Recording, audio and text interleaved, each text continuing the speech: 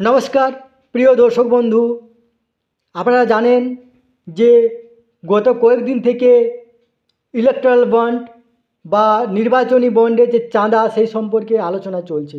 Supreme court এসবিআইকে আদেশ দেয় যে আপনি জানান যে কে কোন পার্টিকে কত টাকা চাঁদা দিয়েছে। সেই মতো এসবিআই নির্বাচন কমিশনারকে জানান এবং নির্বাচন কমিশনার সেইটা প্রকাশ করেন।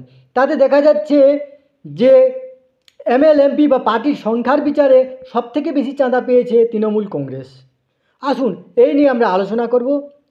তার আগে আপনারা অবশ্যই আমার চ্যানেলটি সাবস্ক্রাইব করে নেবেন। দেখুন এখানে কে কাকে বেশি কোটি টাকায়। তৃণমূল ফিউচার গেমিং 542 কোটি, হলদিয়া এনার্জি 281 কোটি। বিজেপি পেয়েছে Megha Engineering 584, Quick Supply 375, Vedanta 226, Bharti Airtel 236।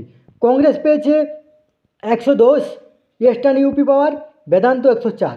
দেখুন এখানে যদি আপনি দেখেন তাহলে আপনি তো যদি দেখেন তো গোটা ভারতবর্ষে 550 এমপি যে আছে তার মধ্যে 300+ বিজেপির আছে।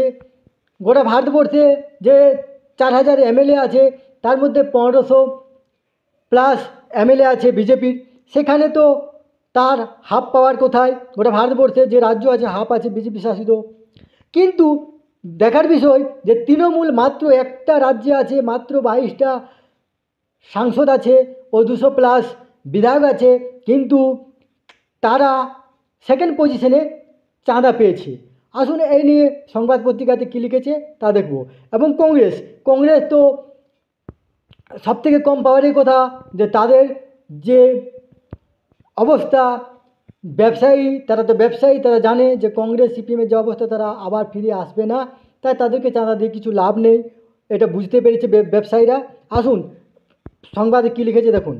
লটারি ও রাজার 542 কোটি, তৃণমূলে পদ্মকে চাঁদা সভা। দেশে লটারি ব্যবসায়ীর মুকুটহীন সম্রাট স্যান্টিয়াগো মার্টিনের সংস্থা ফিউচার গেমিং ও হোটেল সার্ভিসের কাছ থেকে নির্বাচনী বন্ডের মাধ্যমে 542 কোটি টাকা চাঁদা পেয়েছে তৃণমূল কংগ্রেস। মার্টিনের সংস্থা বিজেপিকে চাঁদা দিয়েছে 100 কোটি টাকা। পশ্চিমবঙ্গ সহ বেশ কয়েকটি রাজ্যে লটারি ব্যবসায় যুক্ত ফিউচার গেমিং নির্বাচনী বন্ডের মাধ্যমে রাজনৈতিক দলগুলিকে সবথেকে বেশি 1368 কোটি টাকা চাঁদা দিয়েছে। এখন হিসেব বেরোনোর পরে দেখা যাচ্ছে তাদের কাছ থেকে সবচেয়ে বেশি টাকা চাঁদা মারফত পেয়েছে তৃণমূলই। কে স্টালিনের দল ডিএমকেও ওই লটারির সংস্থার কাছ থেকে পেয়েছে 503 কোটি টাকা। রাজনৈতিক দলগুলিকে চাঁদা বিলির হিসেবে দ্বিতীয় স্থানে থাকা সংস্থা মেগা ইঞ্জিনিয়ারিং অ্যান্ড ইনফ্রাস্ট্রাকচার, তার মধ্যে 584 কোটি টাকা পেয়েছে বিজেপি। মেগা ইঞ্জিনিয়ারিং ও তার শাখা সংস্থা পশ্চিম উত্তরপ্রদেশে বিদ্যুৎ পরিবহন বিজেপিকে মোট 668 কোটি টাকা চাঁদা দিয়েছে। শুধু তা নয়, যে 18টি সংস্থা নির্বাচনী বন্ড মারফত সব থেকে বেশি চাঁদা দিয়েছে, দেখা যাচ্ছে বিজেপির তহবিলে টাকা গিয়েছে তাদের প্রত্যেকের তরফ থেকে।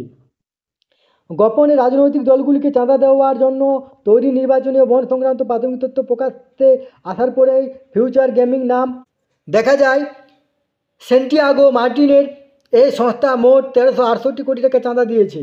তার ফলে তামিলনাড়ু শাসক দল ডিএমকে নিজে থেকেই জানিয়েছিল যে তারা ওই সংস্থার থেকে 503 কোটি টাকা চাঁদা পেয়েছে। বৃহস্পতিবার সুপ্রিম কোর্টের নির্দেশে স্টেট ব্যাংক নির্বাচনী বন্ড চিহ্নিত করার সংখ্যাসহ সমস্ত তথ্য প্রকাশ্যে এনেছে।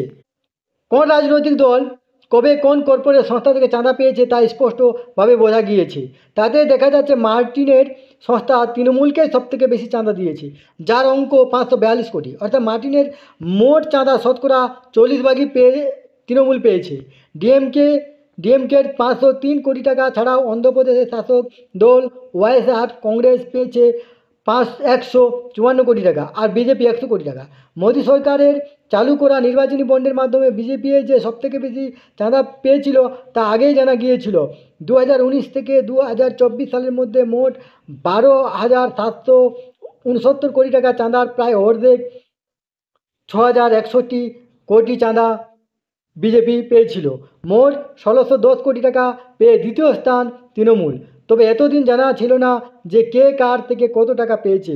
অভিযোগ উঠছিল লোকসভা ভোটের মুখে বিজেপির কাছ থেকে কত টাকা চাঁদা পেয়েছে তা প্রকাশ করতে চাইছে না। কিন্তু আজ স্টেট ব্যাংক সমস্ত তথ্য প্রকাশ করার পরে ধাপে ধাপে এই সমস্ত অঙ্ক ক্রমশ স্পষ্ট বলে মনে রাজনৈতিক মহলে ধারণা।